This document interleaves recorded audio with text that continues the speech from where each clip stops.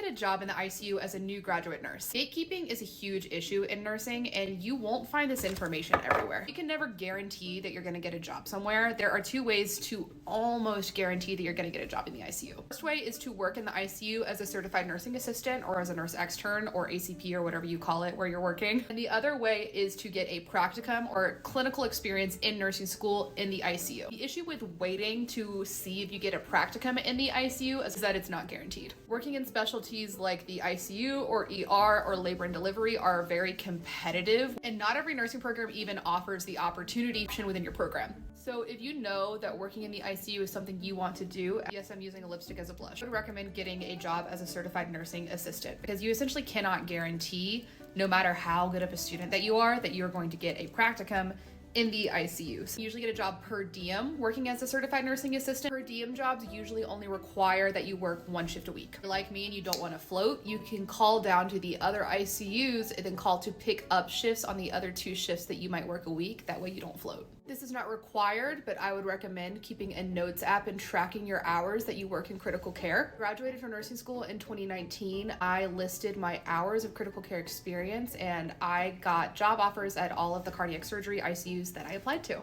Questions about which ICU you need to work in specifically to get into CRNA school, check out the Myth of the Level 1 Trauma Center. It's a podcast episode, it's free. Deep dive into what actually makes a Level 1 trauma center and what you need to know as you're looking for a high acuity ICU as a new grad. In my opinion, you have worked too hard to leave your future in anyone else's hands. So go ahead and get a job in the ICU as a CNA.